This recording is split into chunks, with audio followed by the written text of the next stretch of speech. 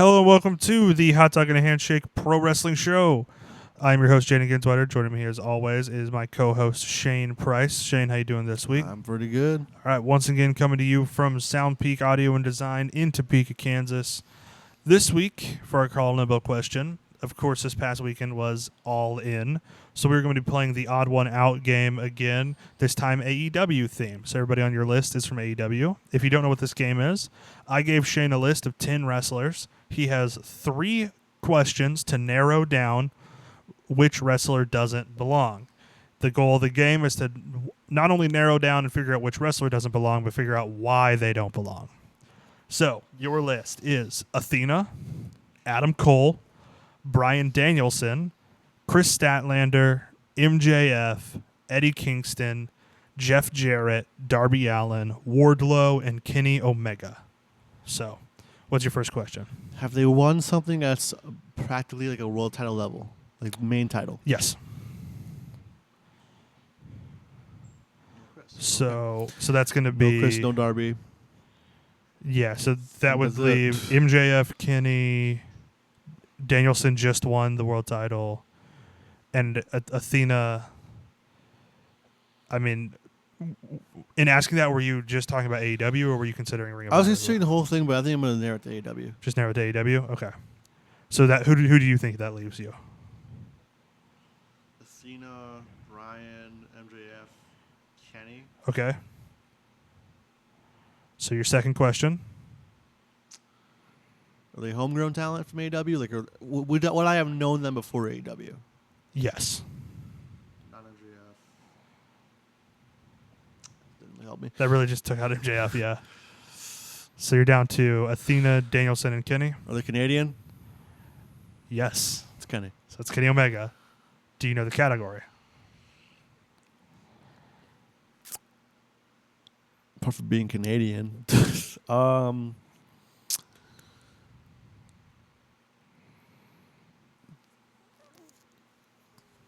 He was on All In last year, so it can't be that. Mm-hmm. He's the only one who hasn't had a singles match at All In. That may be true. It's actually that he's the only not American. you were actually right there. I had it, and, and then I you lost you it. lost it. Yeah. It was actually, Kenny's the only one. Everybody else on this list is from America. Kenya, of course, from Winnipeg, Manitoba, Canada. Even though he does spend quite a bit of time in North Carolina. The first one was like The Texas one was Texas. Was The second easy. one was like, oh no, this guy wasn't champion in this promotion. I'm like, well, Yeah, I've given you some. Yeah, I tried to variety it up. I don't know. I have some fun ones in the pipeline here. Moving on to the news. At All In, we had some big show announcements. I'm just going to kind of give you the show, and then you give me your thoughts. So, Grand Slam Australia, February 15th of next year. so that implies it's going to be in Melbourne. It's which actually is- Brisbane. They announced it's Brisbane. Why the hell is it called Grand Slam? I don't know. I mean, it's fine. You know, Australia. It was going to happen at some point. Buddy's going to be a big pop there. Fletcher. Fletcher. Mark Davis might come back. Maybe that would be an awesome place for the Mark Davis return. It'll be fun. Yeah, really good. Forbidden Door London in 2025. This time, Forbidden Door will be happening between All In and All Out. So they're not going to move. It's going to be of, so like, basically the London it's show. going to be like, yeah, pretty much. Is this Wembley? This I believe is Wembley. I don't remember if they announced it. I mean, I don't imagine it's going to be like in the O2 Arena, Right. But I mean, London's going to be your top draw mhm. because you go there once a year. You go to Europe once a year. The European fans are Mhm. going to come. The British fans are going to come. So it makes sense. Yeah, let me see if I can find it here. Forbidden Door. It doesn't look like a venue has been announced. They just said London. I would love them to go out to Chicago for that because it's nice in the summer. It's in the summer, so And then in 2026, All In will be back in London. we're taking a little break this year. Yeah. What I really like, though, about next year is All Out.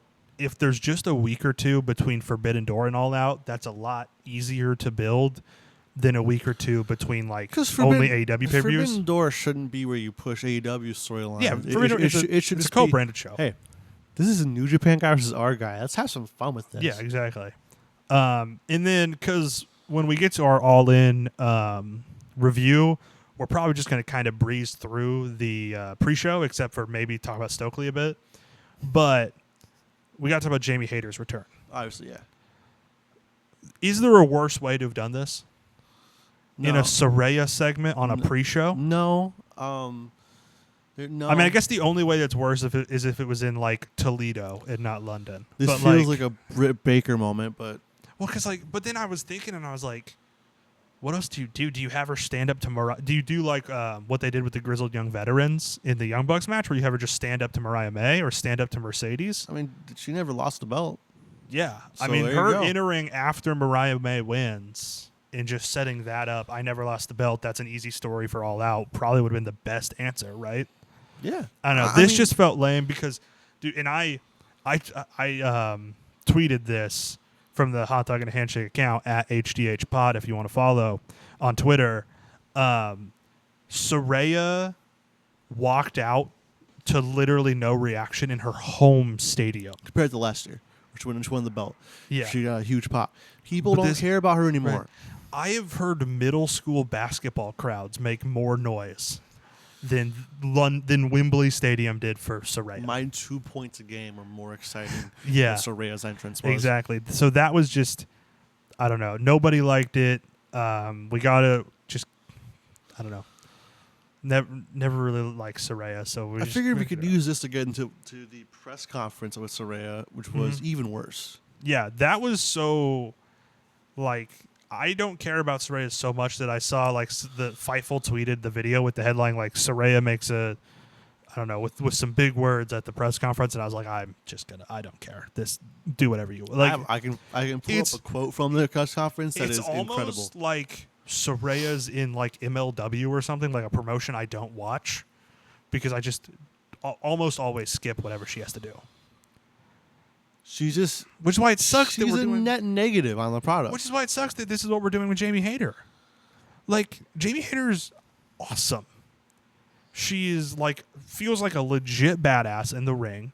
She had a really good title run. Like, Jamie Hayter is great, and we're saddling her with a Saraya feud. Like, come on. They're both British. That's about it. That's all they have in common, really, is that they're both British. Yeah. Anyways, this is bloating, but Saraya, I call it a Ronnie Radke moment, Yeah. and it was very much like she wouldn't have said this before she started dating him at all. Yeah. That's a whole nother can of worms, the whole Ronnie Radke part of it. It really, really is. And, you know, he might hear this somehow and make a video on us. It's just for publicity, I guess. He can go to hell. One bad report, and they're sending all my men to your house. I don't care if you're a they, them. Nice. Really funny. Great jokes, Raya. Thank you. Easily, top 10. First of all, what? I don't even know what it means. I don't know. I don't know. But that's why it feels like She's obviously an idiot. Ronnie. You know what it means? I can't tell what it means, and I can't tell what he means ever either. Yeah. She's obviously stupid. Like, it doesn't. You know, 2 peas in a pod. Yeah. So then moving on, other news, kind of more unfortunate news here. Rich Swann, former WB Cruiserweight champion, former TNA World Champion, will be entering rehab after being charged with disorderly public intoxication. Of course, we hope he gets the help he needs. Felt like something kind of too big to just not talk about. So, Especially after it's too young to Scott into a pretty big injury too. Yeah. So, hopefully he gets the help he needs. I really love Rich Swann, so I hope he does better. But in much more lighthearted news, what the hell's Dory Funk Jr. doing? I need you go ahead and explain this. If I have to, I mean, Yeah. I don't think I can personally. I can't tell you what Dory Funk does. I'll put it. What I put it. Dory Funk Jr. honored Terry Funk the only way you can honor Terry Funk, by getting hit in the front and the back with an exploding baseball bat. Yes. Even if you're 83 years old. Yeah. Legitimately the oldest person to ever wrestle a match. Yeah. Insane. And so what was the context of this? Like, what was the show? It was an FMW event. I think it was to honor Terry. Was it some sort of it was anniversary? It was an anniversary. It was a Terry Funk memorial. Either way, Dory was there to honor Terry Funk, and he was wrestling with a guy who has cancer. Honestly, The best way to honor Terry Funk is to come out of retirement at a ridiculous age, no matter what the match is. Yes. so he first of all, he's only semi-retired. Mm-hmm. He was never officially retired. Mm. So, which is the even better way to honor Pick him up, Triple H. Dory Funk. Dory Funk Jr. on NXT. Dory Funk, I think he was wrestling with why am I blanking on his name? The guy who FMW guy, Onita. Okay. He's wrestling with Onita and the guy who has cancer. Okay. So there you go. This In an exploding barbed wire baseball bat death match. Yes. So Again, at Dory age Funk 83. Jr., just the world's craziest 80-year-old. And then on to Maple Leaf Pro making some big moves. First of all, they are bringing Mauro Ranallo back to professional wrestling to commentate their shows. What did you think of this announcement? This is a great move. It's awesome. He's one of the best commentators for combat sports in general, not just wrestling. Yeah, the way that he commentates could make like Miz versus Braun Strowman on Raw feel like Taker Michaels at WrestleMania. You know what I mean? Let alone Like just the excitement he puts into everything just really raises the show. if you want a Mauro Ranallo masterclass, just watch any Pride FC event. Mm-hmm. You'll get Also, one. just all of his takeovers were just perfect calls. Actually, just most events he did. Yeah. And then we do have a match announcement. Konosuke Takeshita versus Canada's own Josh Alexander will be on, I'm assuming, the main event of their first show in October. I couldn't see it not being the main event. Unless they bring Dory Funk Jr. in. But yeah, that's awesome. I'm excited. Are you excited for this new Yeah, I'm definitely am. new independent promotion? Well, I guess returning independent promotion we have here. Kind of sort of independent promotion. I figured to get TV deals really quickly. Yeah, you think so? Were Yeah, we I going to see think- them I on think- Vice or something? It might. Vice, I think, is the perfect Mhm. TV channel to pick up a wrestling show. Yeah, I don't know. We'll just have to see. Fox might need a new one now that SmackDown's out. Before we get to All In, let's just talk about WWE from this week for a little bit. On Raw, probably the biggest thing, we got Punk challenging Drew to a strap match. How do you feel about this? But not a strap match. A WWE strap match. Yeah. The top touch the corners. More like a WCW strap match. Mhm. Better known as the Yappa Pie strap match. Mhm. The Hulk Hogan, Yeah, it's somebody else one. a more gamified strap match versus just using the strap similar to like a dog collar match. type See, yeah, thing. it's not just a strap match. It's a strap match and a four corners match put in the one. Mhm. And some people like that. These can be pretty good. I think it was Umaga and Jeff Hardy had a really good one once. Umaga had a good one. Punk had a good one from. Or was it Punk and Umaga? It was Punk and Umaga. It was Punk and Umaga. But Yeah. here's the issue with that. Umaga was in that. Mm-hmm. And Umaga makes all those extreme matches more fun. Why do you think Jacob Fatu is such a fun watch? Zillow's such a fun watch. Journey Fatu is such a fun watch. Because they Mm-hmm. do the crazy stuff. I think Drew will make this fun. He'll probably I think Drew he could be a little. probably I mean, he is the Scottish psychopath after all. will. Yeah, I could see that. What do you think of the Bronson Reed Braun Strowman rivalry we're cooking here? Big dogs got to eat. Yeah, Big dogs gotta well, eat. last week I called this Bronson Reed thing like a Hall of Pain. Is Braun Strowman his Big Show? There's nobody else who could be. Yeah, like this could be really fun. This is just like the Hall of I Pain. really hope they break the ring on Monday. This is just the Hall of Meat. Hall of Hall of Pain. Meat. I like That's it. a good- It's the is Hall a of Meat. It's a Hall of Pain, but you put it in the washer for a little too long and it shrunk. It's the Hall of Pain down under. I think I'm gonna go with the Hall of Meat. The Hall of Meat. Yeah, I like that. So I'm excited for that. I think it's honestly the most excited I've ever been to see Braun Strowman. Was when he came up with that. I was like, this is going to be awesome. Yeah, I would agree. And then I want to talk about Damian Priest because he's been world champion since from WrestleMania until SummerSlam, right? He feels so much cooler right now than he ever did as world champion. This whole Terror Twins with their back against the wall, taking out the Judgment Day, is so much People cooler. want to cheer for Rhea Ripley, and by association, they want to cheer for Damian. But he feels like a badass now. He does.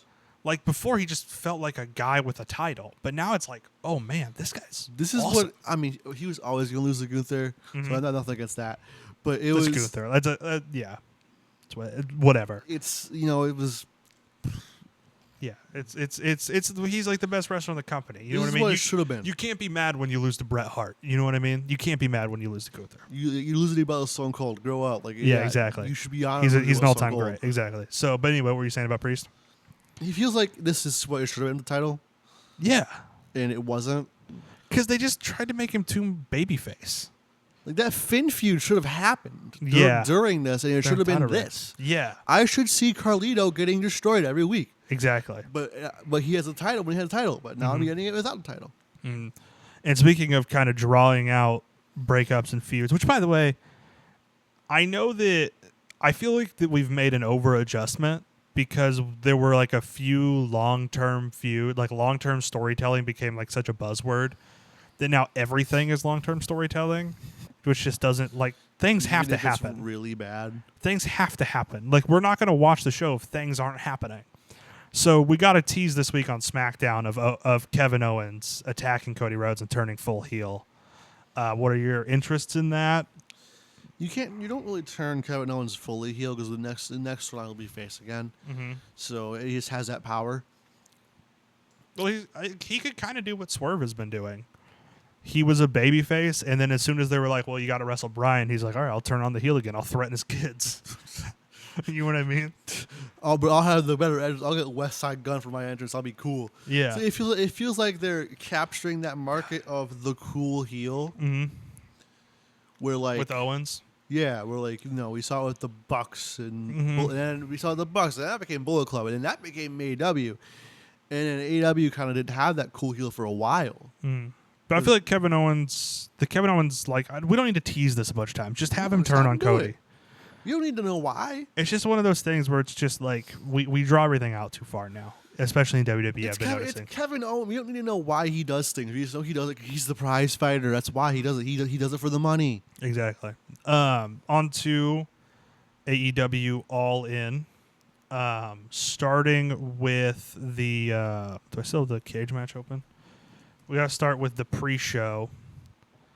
Here it is. So first we got the I call this the Rampage All-Stars 16-man tag team match. It was Jay Lethal, Satnam Singh, Anthony Ogogo, Private Party, John Silver, Alex Reynolds, and Arya Daivari versus Kyle Fletcher, Rocky Romero, Kip Sabian, Tommy Billington, Leo Rush, Action Andretti, and Top Flight. This was fun. I gave it 3 stars. It was a good goofy time, Yeah. Speaking of goofy times, though. Oh. Chris Statlander and Stokely Hathaway. The funny waltz of the night. Willow Nightingale and Tomohiro Ishii.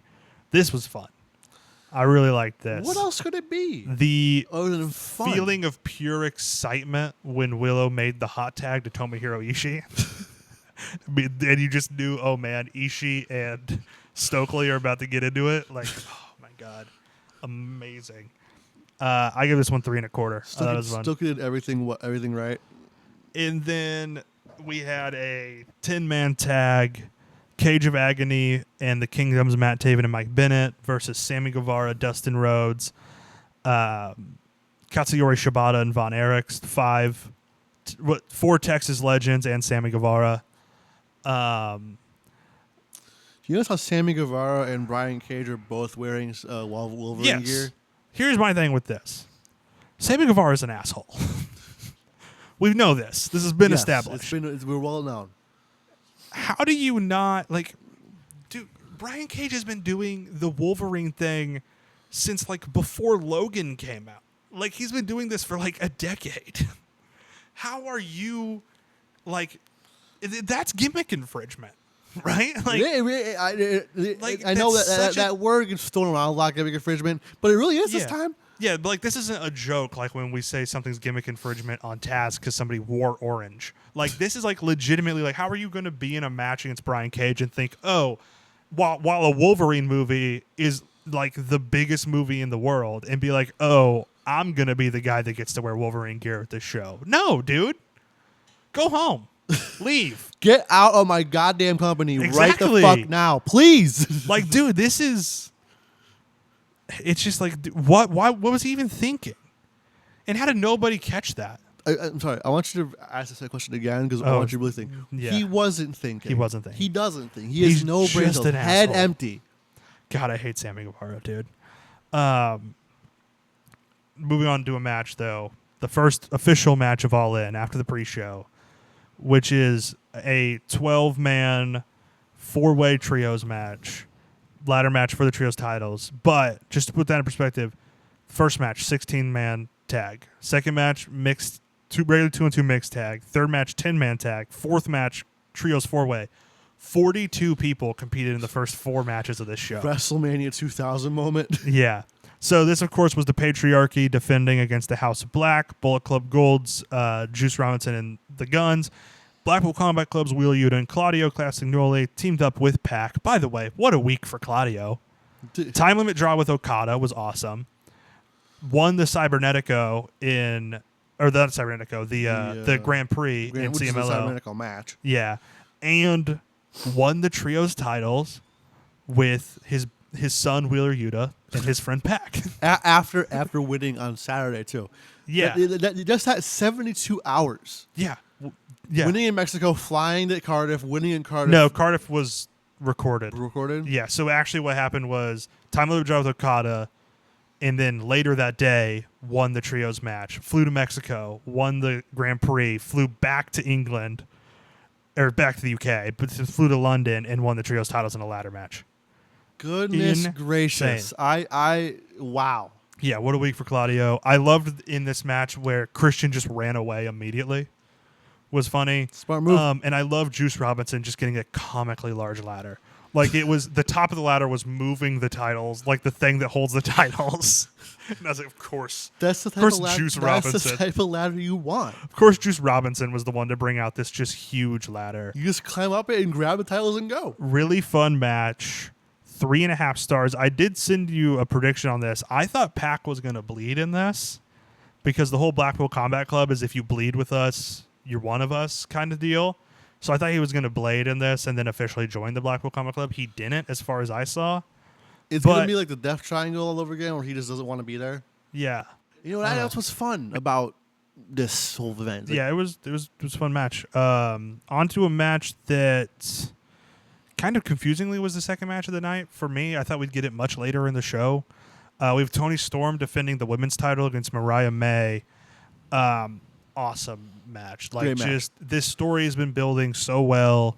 It was so beautifully told, and just getting that moment for Mariah May winning the title in front of her home crowd. Is she from London? I think she is, isn't she? I know she's from England. She might be. Okay. It doesn't matter when you go there. It was a really good match. Mariah May slapping her own mom was something I was not expecting. Such a heel move. A fantastic heel move, man. What did you think of this match? That was a great match. It was one of the best matches of the night by far. Yeah, I give it 4.5 stars. So I'd like to give a shout out to a spoiler from this match in the Casino Battle. Let's just say it is an important fact is that Mariah May kissed Nigel McGuinness on the forehead. Right. May come back later. Yes, it might. It's an important spot, but you never know. Overall, I think it was a really, really good match. Really well told story. I love this match. So yeah, that was great. And then we get into Chris Jericho defending the FTW title against Hook. A funny thing happened in this where my internet actually messed up, and so I had to reload the app, and I missed Jericho's entrance. That's okay. But it may have actually made the viewing experience better for me. I think it did. Because also, it's the only live performance entrance that I haven't seen anyone post a video of. Anytime that happens, a video is posted. I've seen a video of the Swerve one from this, but no one has posted a video of the Fozzy entrance. All I've seen is a picture of the bathroom line during Jericho's entrance, which was long. It was extending 30 feet out of the bathroom. This match, I gave it 3.25 stars. I thought it was pretty fun. That's just kind of where FTW matches always end up rating for me. Because it's kind of just we're just going to do a hardcore match, and it's not high on the card. This is our mid-card title, brother. Yeah. Big Bill, though. the most over man in the UK. Oh, Big Bill He was is so over in Cardiff. He's over here. They love Big Bill. And we kind of talked about this before the pod. We have to give Chris Jericho some credit. Can you give Big Bill some credit for that table spot? Oh, though? Big Bill definitely did some credit for going through the barbed wire table the way he did. But like, I feel like a lot of people the last year and a half, 2 years, including us, have shit on Chris Jericho a lot. He has not been doing great work. He has been convincing himself that he's elevating talent, but in reality, he's not really doing much for them. Until now. The joke is always going to a pay-per-view, oh, Chris Jericho should lose this match, and then he almost never does. But there's just like this weird turn of events where we all crap on the Jericho Vortex. He ends up thinking, oh, I should turn this into a gimmick. We all hate it, but we all love the big bill of it all. Because credit where credit's due, bringing Big Bill into us reminded us that Big Bill is best when he's a goofy giant.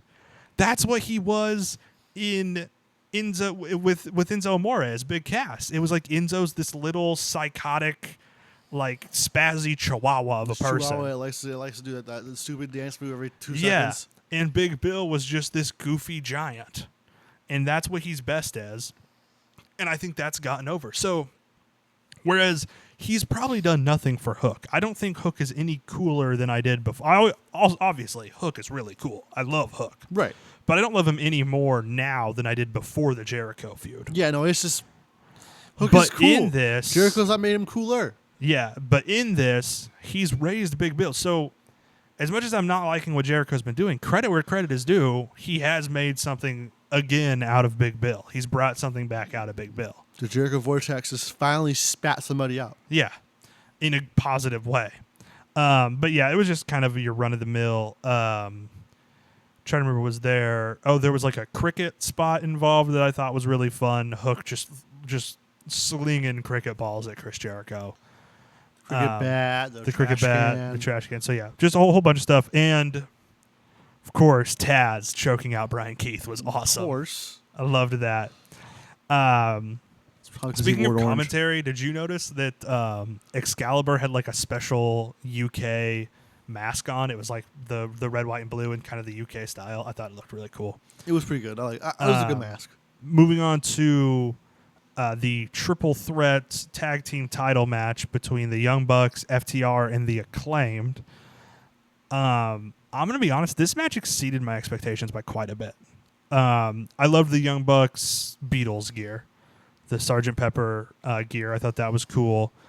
And FTR's tracksuits. God, those two guys love 1986 so much. Just so much. It's like they want to go back. They want to be Arn Anderson and Tully Blanchard. All they want to be is in the Four Horsemen, and they can't. So they decided to take it out on each other. Yeah. This was a really, really well put together match. I think the Young Bucks were young bucking. Like, it was everything you want from them. I really loved the mix and match tag team offense. Like when there was when I think Bowens helped with the Power and Glory spot. Caster and one of the Bucks did the beat or the EVP trigger. And then what was the third one? Oh, Cash and Caster did a not Big Rig. What do they call it? Shatter Machine. The Shatter Machine. Big Rig is what they called it for a little bit in honor of Brody Lee, not Brody King. Man, a lot of words going on here. We're a lot of Brodies, a lot of Bigs. Yeah. What do you think of this match?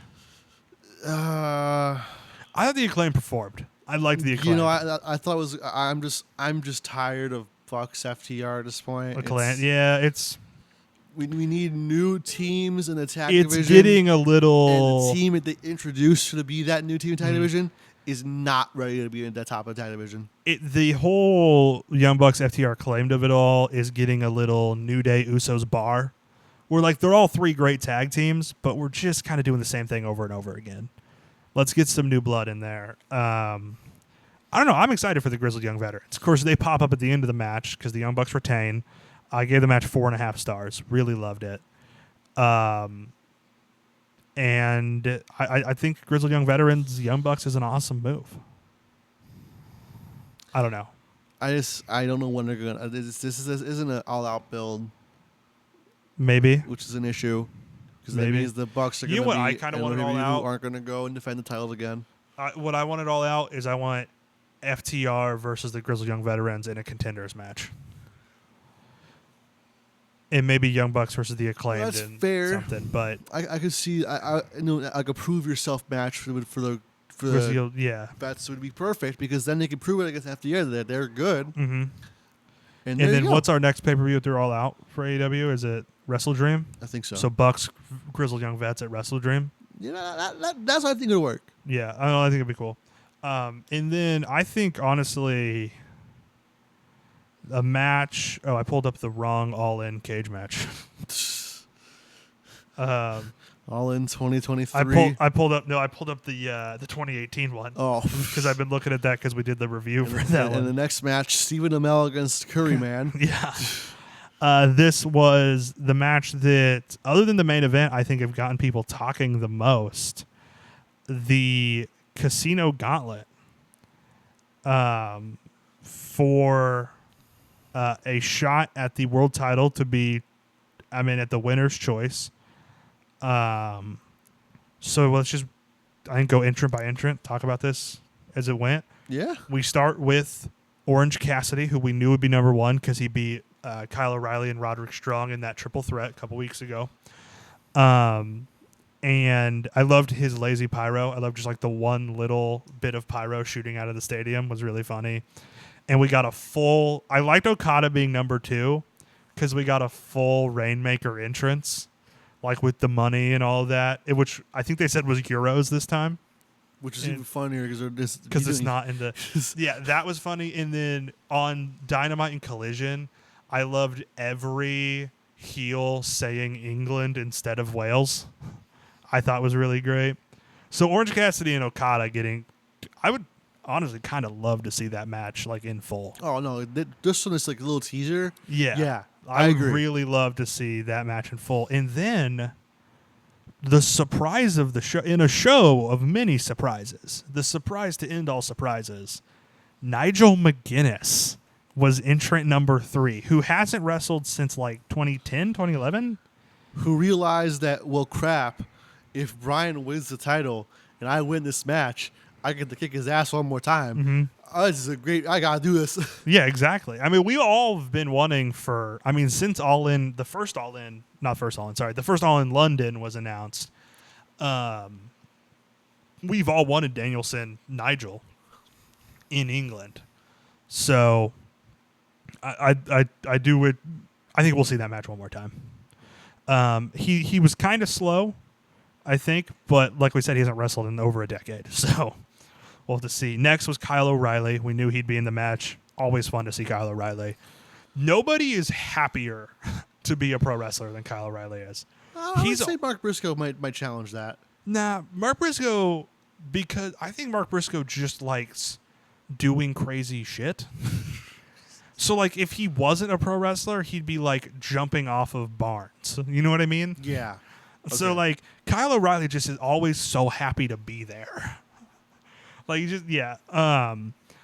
So, Kyle O'Reilly, of course, awesome. It was just so ROH coded to see Kyle O'Reilly and Nigel McGuinness in a ring. A lot of this match was very ROH coded. Which is what AEW should be. Yeah. And then Zack Sabre Jr. So I had actually predicted this just to myself. I should have said something to you before, but I was like, man, it'd be really cool if Zack Sabre Jr. showed up in this match. Because it's in England. He just won the G1. Everybody loves Zack Sabre Jr. I'm getting 2 title shots, bruv. Yeah. Hey, why not, dude? Double Zach 2 belts, dude. I've been there for it. So I really like Zack Sabre Jr.'s involvement. He did some really fun stuff, especially with Nigel. And then we got Roderick Strong in there. Once again, we knew he was going to be in it. Just fun to see Roddy. Same with Mark Briscoe. We knew Mark Briscoe was going to be in it, but of course, it's always fun to watch him throw himself around. Hangman Page, another guy we knew was going to be in it. Really fun. And then I love having Jeff Jarrett enter right after him so that they could just go after each other. I do want, All Out Jeff Jarrett, Hangman Page, Chicago street fight. Which would make all the people who are so mad that it wasn't Hangman Page versus Swerve here for some reason, even though Bryan Danielson was almost involved. Mm-hmm. It would make them so mad, and honestly, kind of funny. Yeah. It'd be a good match. It'd be like Jeff Jarrett's one of his last hurrahs. Yeah, exactly. So and I think you could build something with Swerve. What if at the end of this, like, kind of paralleling the main event of this, in the Chicago street fight, Swerve tries to show up, but like Jay Lethal and Satnam Singh stop him from getting involved or something, or like the AEW security stops him from getting involved, like they stopped Hangman, and then that just builds more into, I think maybe we get Swerve Danielson at Wrestle Dream. Hangman actually cost Swerve the title that time, and then we build to Full Gear is next after Wrestle Dream, I think. So then we build to Full Gear. Tokyo Dome. Tokyo Dome. That's in January. Dynasty. That's in January. Is that before ever Full Gear? That's in January. Right. Okay. Full Gear is in November. Okay. Yeah, I'm wrong. You're right. So Full Gear is where we get to that. I got messed up with Revolution. Or maybe we don't have them actually get a match yet, and maybe that's like the Continental Classic final or something. You know what I mean? There's something we could build this out. I know I just said not everything to be a slow build, but this isn't a slow build. I think this is just like building out a match. Put that crap in the Tokyo Dome. Right that would now. be awesome. Let them fight into Kirk and Hall. But back to what I was saying, I just kind of want Adam Page and Jeff Jarrett in a Chicago street fight. Yeah, I agree with that. And then the big debut of Ricochet in AEW. He unlocked his moveset again. He was flipping all over the place. What'd you think of Ricochet showing up in this match? Now he's not in the WWE Vortex. I would love to see him against Scripps in like the Indies. Mm-hmm. Just let them flip onto each other and let Blake Christian try to get involved. To be really funny. Where do you want to see him go in AEW? Like, what do you want to see him do in AEW next? Just let's see him dethrone Jack Perry. I feel like he'd be the kind of guy to do that, and it'd be like a TNT champion. Yeah, absolutely. Let's see. We're at Ricochet. So then came in the eventual winner, Christian Cage, who limped his way to the ring after being involved in that ladder match to start the show. He gets in. We have some fun stuff with Christian. And then Kill Switch engages. And, pun intended. And he gets in. It seems like he's going to take out Christian, but he actually helps Christian pin Kyle O'Reilly. Christian Cage has a shot at the AEW title whenever he wants it. That's probably at All Out, I would assume. I would assume so. It's. I mean, I guess go ahead and say what you're saying. Danielson's not going to be 100%. There you go. That's your story. He's not going to be 100%, and his dad's dead. I'm going to say that's your story. Is that Christian always goes after guys who have lost their father, and Danielson's lost his father. Plus, Danielson's whole last storyline, this thing with Swerve, has been about Danielson being a dad. So he can say he's a better dad than Bryan Danielson, or he'll help Bryan Danielson be a better dad by retiring Bryan Danielson and winning the AEW title. Really controversial, and bring up Johnny Ace. Maybe. How would you be upset with Christian winning the title, like a Danielson just 2-week title reign and then Christian winning? Not really, because it'd be a really funny swerve out. It'd be a real Christian move too. You know what I mean? Like, I don't know. He won the title. He retired him. He stole his daughter. And Danielson, it also just feels like a Danielson move. I don't know. I would kind of like to see it. Not putting over your friend from your old workplace would be really funny. Yeah, I did say to you that this is very SmackDown 2011 coded. Like the Christian versus Daniel Bryan show for like breaking point. Yeah. This is. I don't know, man. I could see it happening.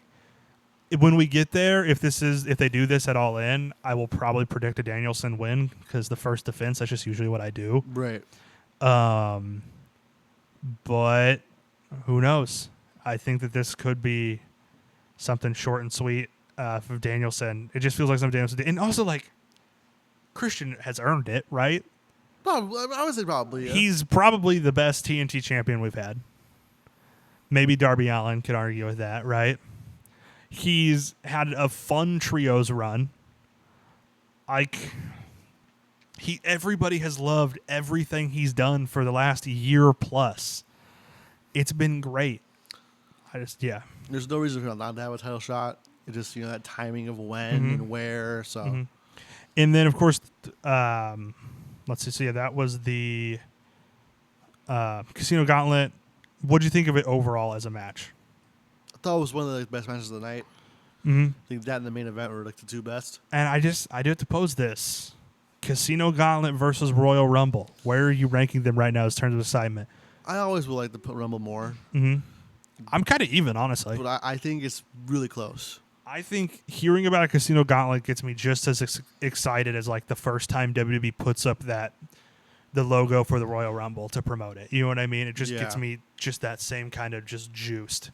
I love these matches. The Rumble gets me psyched.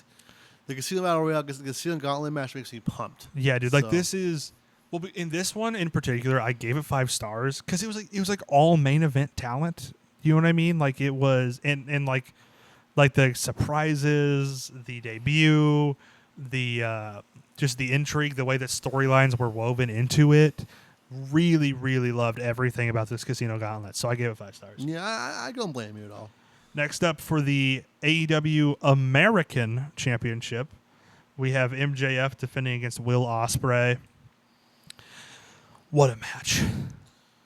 Will Ospreay, I mean, credit to MJF. I don't like what he's doing if it's in ring and his character work right now, but it's a 2-man show, so he's obviously got some part of it. Mm-hmm. I swear to God, Will Ospreay could probably wrestle up a stick to a 4.5-star level.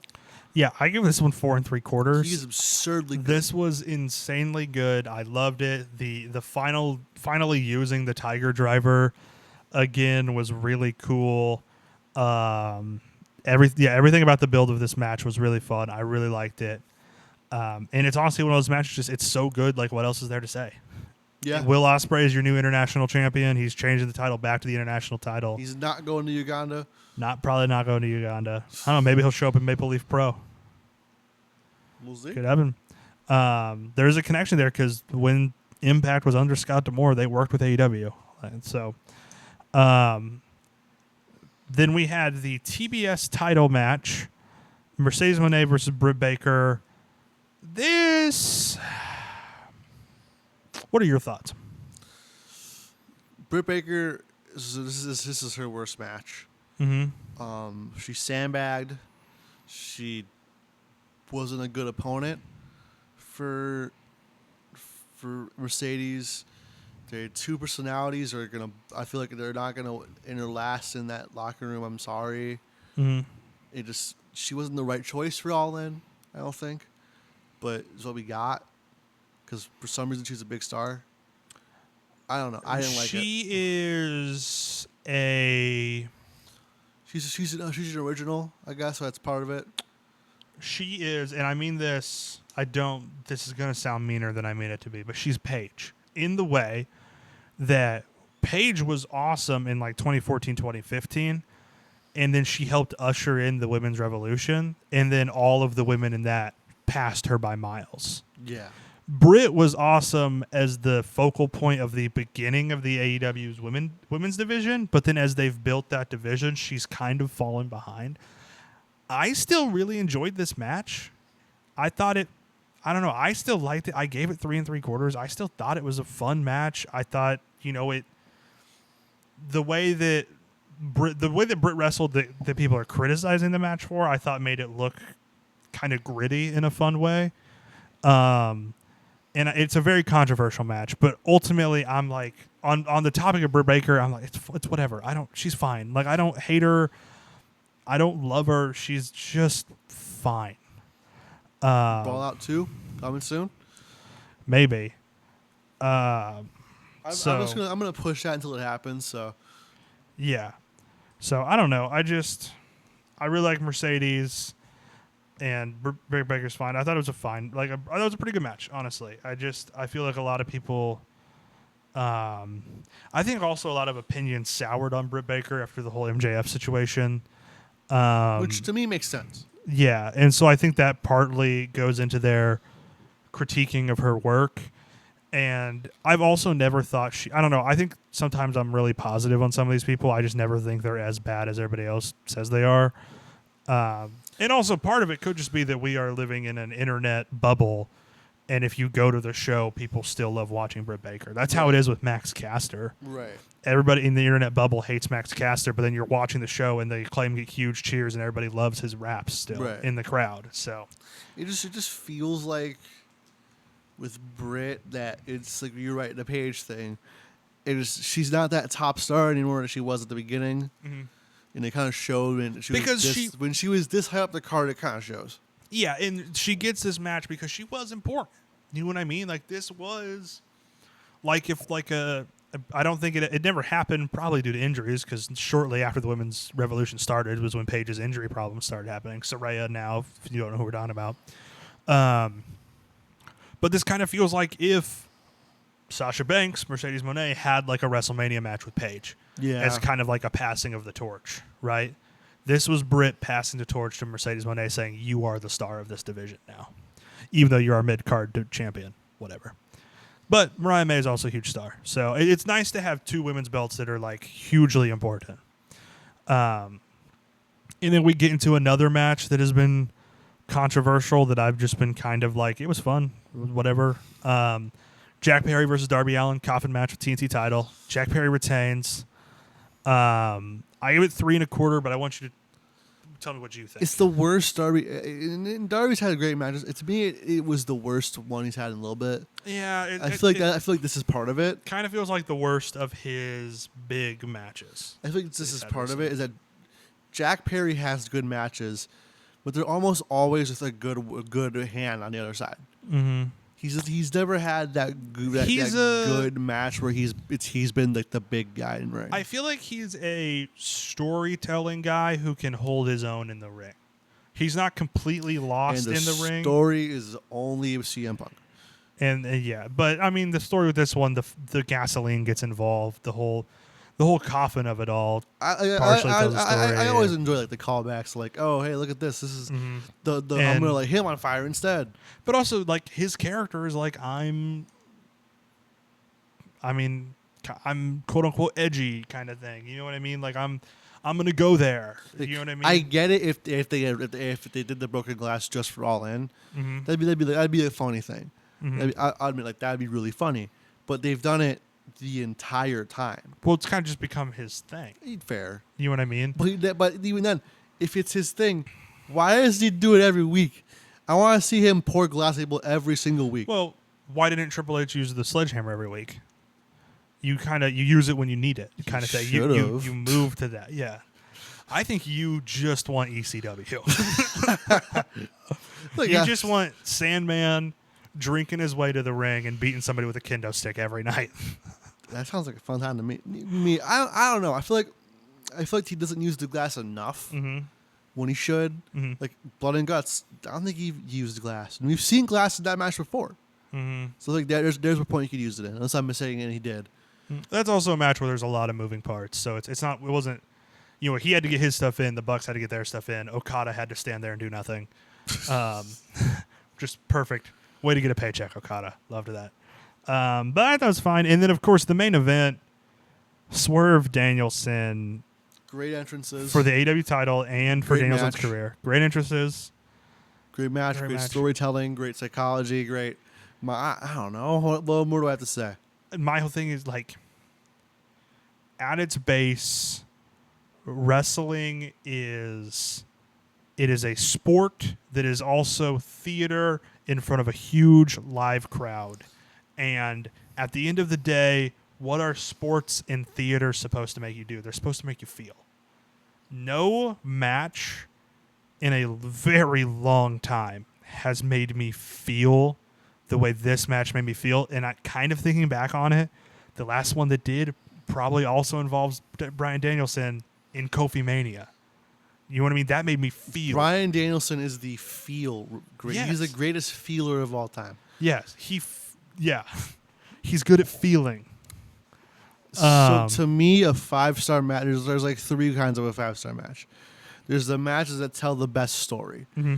There's the matches that are technically perfect in the ring. Mm-hmm. Like this is two That's guys at their top level. Like that's like Sabre Jr. and Danielson. Sabre Danielson, Misawa Kobashi, like that. Yeah. Like it's all that. And the storytelling would be like, I don't think I gave 5 stars to Cody Roman, but if you wanted to give 5 stars to Cody Roman, that would be your avenue. You're saying this was storytelling. 5 stars. That was like I gave it a 5. That was it told the best story to me. It wrapped up the whole story perfectly. Yeah, exactly. What's your third type here? This match is like the entrances were perfect. The storytelling was perfect. The ring work was amazing. One thing I would have changed is I wanted Bryan Danielson's daughter to yell to him to kick Swerve's fucking head in. I wanted his 7-year-old daughter to yell that at him. I feel like to see his son would have that more likely. Dude, his son was so into it. His son. That is a future professional wrestler right there. No, that is a future FMW tape watcher. Yes. You see that is? Yes. That kid is gonna have a crazy taste in wrestling. What you watching there, buddy? Yeah. Terry Funk against Hayabusa. Yeah, you're right. He's not going to be that's not a John Cena kid, all right? That is going to be a Mike Awesome Masato Tanaka kid. I loved everything with his family.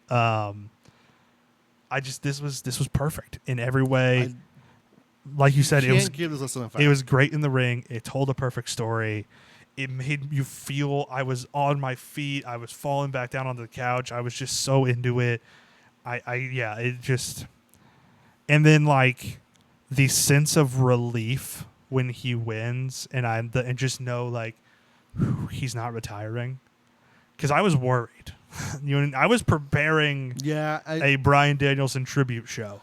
I feel like it was gonna happen, and he won. He's AEW World Champion. He's one of just a handful of guys who have won the AEW title, WWE title, and Ring of Honor title. Like, it's probably him, Punk, and Jericho, right? Yeah, because no Joe, not Joe. Not Joe, Vince McMahon. Not Joe.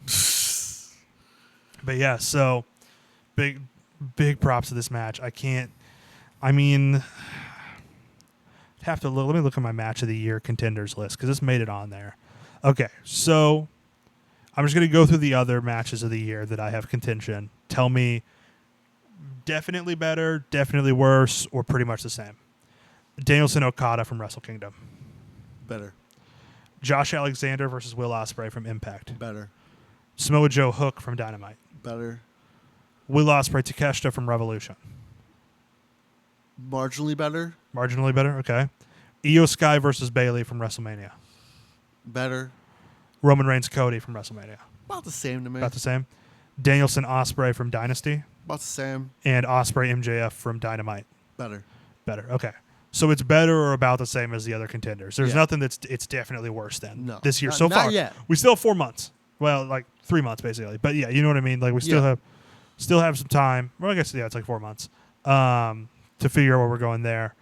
Let me go back to that tab. So yeah, that's All In as a whole. If you go average stars per match, it's the third highest I've ever given. Actually tied for second technically with WrestleMania Night 2 and TakeOver New York.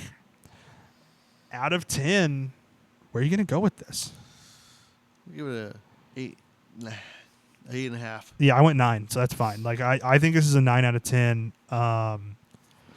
Couple things that maybe could have made it better. Only a few things would have been perfect.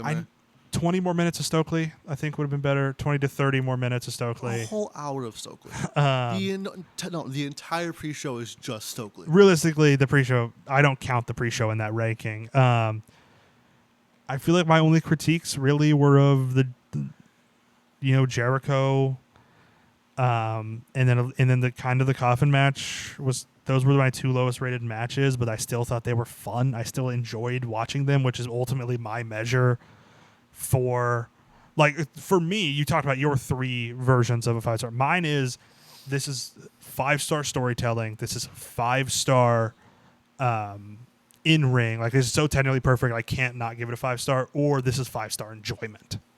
The Casino Gauntlet, I gave a 5-star because that was 5-star enjoyment. I had a hell of a time watching that match. I could have just watched that match and none of the rest of this card and been so happy, right? But it was ultimately it was just a great show. One of the best shows we've seen. Show of the year so far. Probably. Like I said, it's pretty much tied with WrestleMania Night 2 for me. If we're going WrestleMania as a whole, this clears. But WrestleMania Night 2 versus this, pretty even. Yeah, I can see that. Let's go ahead and predict Bash in Berlin real quick. Not many matches, only 4. Right? 5. There's a 5th one. Okay. Starting off, we have the Unholy Union versus Bianca Belair and Jade Cargill. Bianca and Jade. That's probably where I'll go to. Bianca and Jade. The Terror Twins, Rhea Ripley and Damian Priest versus Dominic Mysterio and Liv Morgan. I feel like it's going to be Dom and Liv. I'm going to go Dom and Liv? Yeah. Some shenanigans involved. I'm going to go the Terror Twins win this one. I think they're going to get a blow in here, but maybe something after happens. They'll continue the story somehow. CM Punk versus Drew McIntyre in a strap match. I feel like Drew won at SummerSlam. They got to move on to Punk Seth. Nah, I think Seth might be out.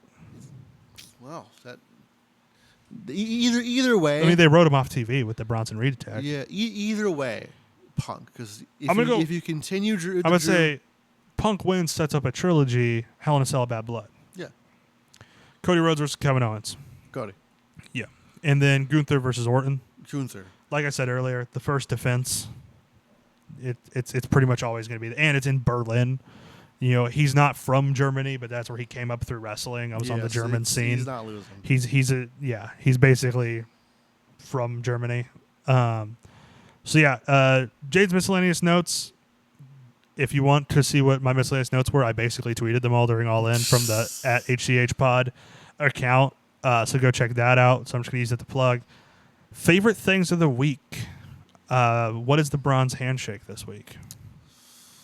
Bronze is going to be the CMLL Grand Prix. It was just stupid fun. Yeah. Great lineup. I didn't get to watch it, but it looked like a lot of fun. It's just silly fun to me. Everything I've seen from it was fun. All right. My bronze hot dog, kind of in the same vein. I'm just going to give it to Claudio. Awesome week. Dynamite, CMLL, Collision, and All In. Great week from Big Swiss. So I'll give him the bronze hot dog. What is the silver handshake? GCW Homecoming Weekend, specifically when JBL appeared in GCW. Okay, giving it to JBL. Just some shenanigans. Of course, in August of 2024, JBL is one of the best things of the week. Who wouldn't have predicted that? Yeah, I know, right? My silver is going to be the Casino Gauntlet. Easy. It was so good. What is the gold handshake? I just want to get to All In as a whole. Yeah, couldn't pick any specific thing. Yeah. Totally fair. It was an awesome card top to bottom. Gold hot dog is going to be Danielson Swerve, for sure. And then on to our lightning round. This, of course, is where I give Shane the matches we'll be seeing this week and have him give me his excitement level on a scale 1 to 10. Starting on Raw, we have Bronson Reed versus Braun Strowman.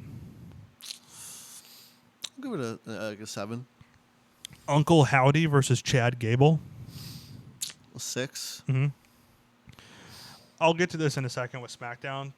Something else on that. On Dynamite, we have Ricochet versus Kyle Fletcher. Ricochet's Dynamite debut. 7, yeah. On SmackDown, we have Andrade versus Carmelo Hayes. Put this in GCW, give it 10. I'll give it an 8. And Nia Jax versus Mia Yim for the women's title. A 3. Uncle Howdy versus Chad Gable and Nia Jax versus Mia Yim should just be on the Bash in Berlin card. Yeah, no, yeah. It would just be 7 matches at that point. That's a perfectly fine card. I don't know why we are sticking to this 5-match thing. It's so dumb. Everybody hates it. Like, it's so short. It's not enough. Build all your pay-per-view out more.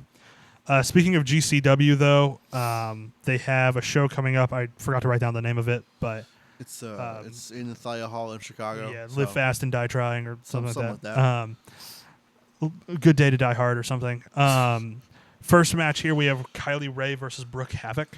That's fun. This will be a fun match. I'll give it an 8. Yeah, of course, there's only 4 matches here. I'm sure more matches will be announced. It's just what we know right now. Yeah. Megan Bain versus Miyu Yamashita. I'm going to give that a 10. Okay, you're going to be excited about this next one. Okay. Mustafa Ali versus Sidney Akim. Yeah, it's 10. It's a 10. And Mance Warner versus Gringo Loco. That's a 10 of the week. That's a 10 of the week. Mance Warner, Gringo Loco. I hope my boy brings home the strap. That's for the GCW title. Oh, yeah. I hope he does. These are Nisha shenanigans. I think my 10 of the week is probably Ricochet, Kyle Fletcher. That's fair. Match recommendation of the week.